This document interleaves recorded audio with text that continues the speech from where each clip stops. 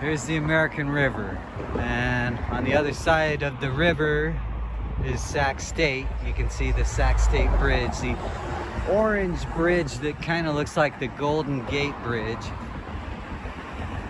Sac State was one of the few places that allowed Martin Luther King Jr. to speak in Sacramento when he came in October 1967. And so he spoke at Sac State about civil rights.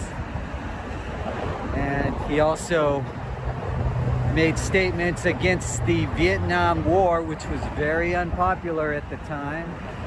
He's one of the most talked about Americans of all time, and that's why there's a holiday for him, the third Monday of every January.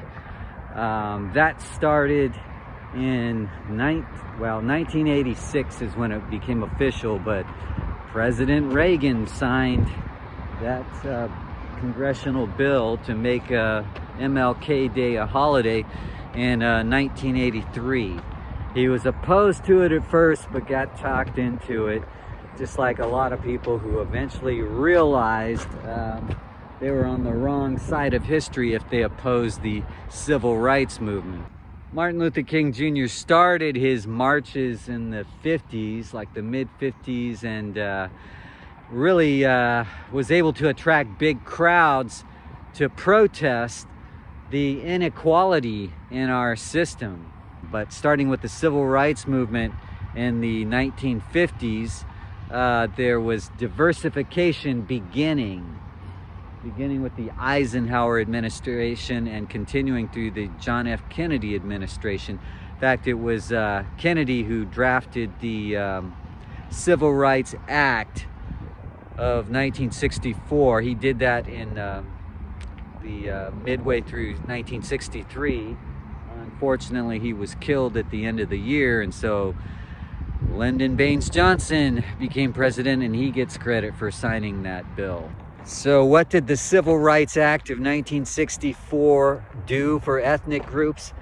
Well, it gave them lip service. You know, it finally put on paper that you can't discriminate against people because of race. However, by 1967, when King spoke here at Sac State, he mentioned how the promises of the 1964 Civil Rights Act had not been met, and that there was still massive inequality going on. So MLK's famous speech, "I Have a Dream," was in August 1963. He had good relations with President Kennedy, although there were also suspicions that he wasn't acting as quickly as he could have. But it turned out that LBJ was just better at maneuvering Congress, and that's why he was able to speed up signing the Civil Rights Act. LBJ cared about votes, getting the most votes. So he was a very aggressive politician, and that's what he got, a landslide victory in 1964, partly because he signed the Civil Rights Act, and he was going up against a guy who was opposed to the Civil Rights Act, Barry Goldwater. Yeah, getting 41 of the 50 states to acknowledge MLK Day was a lot of work. I mean, the bill was introduced in 1979. It was a bipartisan bill, and then it took 4 years to pass. What was unusual is it even affected the Super Bowl. That's right.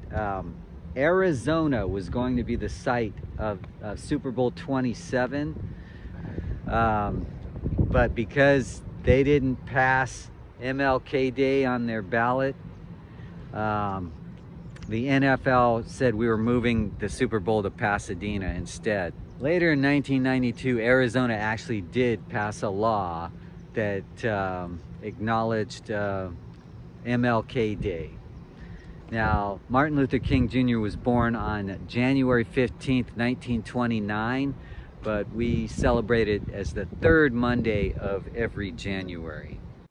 Dr. King spoke for about 35 minutes at Sacramento State College, which was the name of the campus at the time. It changed its name in 1972 to Sacramento State University. About, over 6,000 people attended Dr. King's speech, held at Campus Stadium, which is now called Hornet Stadium. But what did he mean when he said that promises had not been met of the Civil Rights Act of 1964? Well, he was talking about, the job market, housing market, all these economic things. There was still inequality going on in culture. It didn't solve any of that. And particularly in real estate, real estate professionals were still practicing what was called redlining. Redlining is when someone takes a map of the city, takes a red marker, and marks around areas with an outline to emphasize that they will not put money in that area, like bankers did that, mortgage brokers. They would not allow for loans in these depressed areas, and so that was considered part of inequality, and it had been going on since 1930s, okay? The real estate industry. And it kept on going through the 1970s, so you can see certain areas look like they're really run down and there's no money put into it. Those people can't get loans, so they rent. So the words and ideas of Dr. King are still well remembered. I don't know if they're as celebrated as they should be, but one of the things that kept my mind focused on his dream was the fact that in music, I became wrapped up in music and radio. Around the time I graduated Sac State, U2 had the song Pride in the Name of Love, and that was a tribute to Dr. King. And it ended up being a song I played on quad in the 80s and 90s. So it's one of those songs that stuck around. It wasn't just some meaningless pop song. And I really gravitated towards songs with meaning. So that became one of my favorite songs. And Dr. King lives on in my memory in other ways, like I made a drawing of him, and I posted every MLK Day on Facebook. Here's where I used to broadcast from at Quad back in the 80s, the Fireman's Fun building in the Campus Commons area. You might ask, did music and radio, which is what I wound up in, did that help in any way diversify culture and create some equality in the system? I think it did for sports and entertainment. I mean, a lot more African American people rose in those industries, particularly music. I went to kind of a racially balanced high school in the 70s. That was John F. Kennedy High. Then I went to Rio Americano High, which was a more mostly white school. But one of the most successful people that ever came out of that school was an African American lady named Marin Dungy. She was my intern at Quad in 1989 while she was still going to Rio Americano High School. And then she was actually one of the people who turned me on to alternative music. I was an instrumental player in the early 90s of getting the format shifted to alternative to give people some variety, stuff beyond just party music. Party music and wallpaper music is what the 80s were, but by the 90s we had alternative radio, and Marin convinced me that there were a lot of really significant and mind-opening artists who had a lot to say in their music. by suggesting all kinds of alternative artists back in 1989.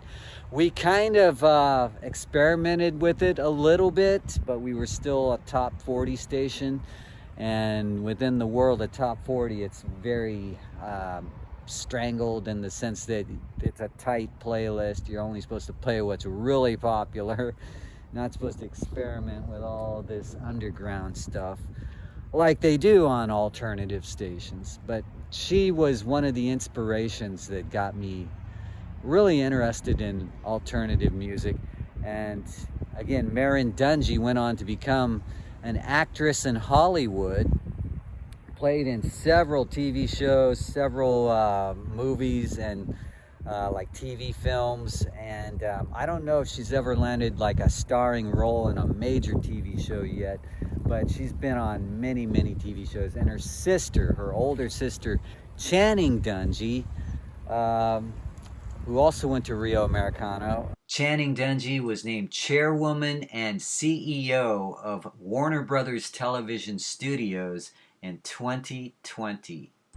And she had been the president of programming at ABC Entertainment for a while. So she was on top of picking TV shows for a while. So yeah, there were opportunities, and she might have been the first African-American executive at that ranking so high in the TV industry. So yeah, I think music, entertainment, and sports open doors for African Americans, but it needs to be better than that. I mean, not everyone can make it in those hard to make it industries. It's very hard to advance in Hollywood. We're still a ways away from Martin Luther King's dream, and ideally we'll evolve to a culture that's completely beyond color, where it's we're all treated equally.